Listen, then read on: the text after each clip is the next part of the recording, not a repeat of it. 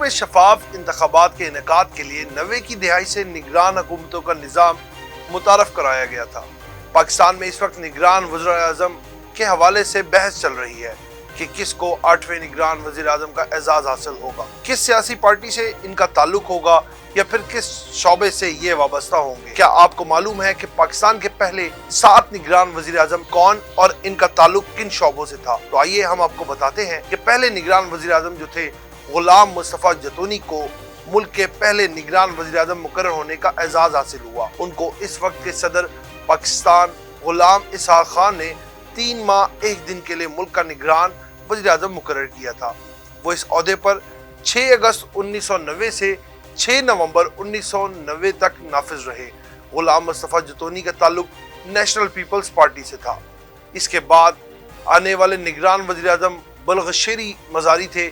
उन्होंने 18 अप्रैल 1993 से 26 मई 1993 तक बतौर निगरान वज़ीर-ए-आज़म अपनी खिदमात सर अंजाम दी। बलगशेरी मज़ारी का ताल्लुक पाकिस्तान पीपल्स पार्टी से था। वो कौमी असम्बली के अदाद शुमार के मुताबिक मुल्क की तारीख में सबसे कम अरसा 1 माह 9 दिन तक निगरान वज़ीर-ए-आज़म के मनसब पर फाइज रहे। मुल्क में तीसरे निगरान वज़ीर-ए-आज़म मुंतखब होने वाले मोइनुद्दीन कुरैशी की किसी भी सियासी जमात से वाबस्तगी नहीं थी।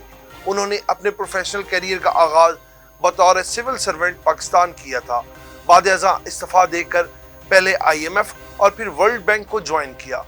मोइनुद्दीन कुरैशी ने 8 जुलाई 1993 से 19 अक्टूबर 1999 तक अपनी खिदमात सर अंजाम दी। यूं वो 3 माह और 12 दिन पाकिस्तान के निगरान वज़ीर-ए-आज़म रहे।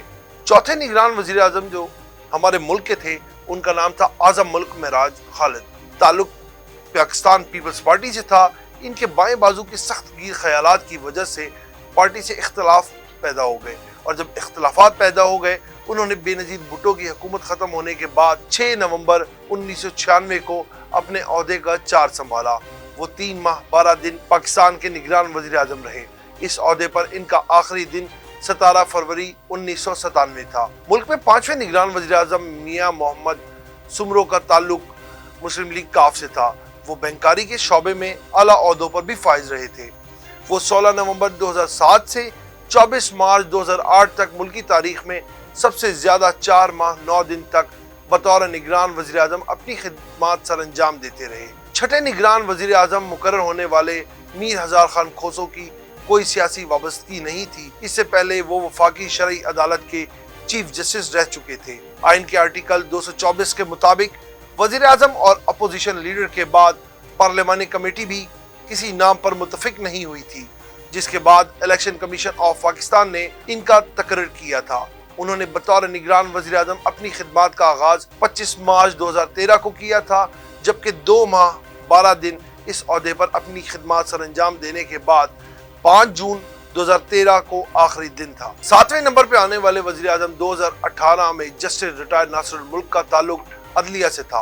वो 31 जुलाई 2004 और 3 मई 2005 तक पेशावर हाई कोर्ट के चीफ जस्टिस, जबकि 6 जुलाई 2014 से 16 अगस्त 2015 तक अदालत उज़्मा के चीफ जस्टिस भी रहे।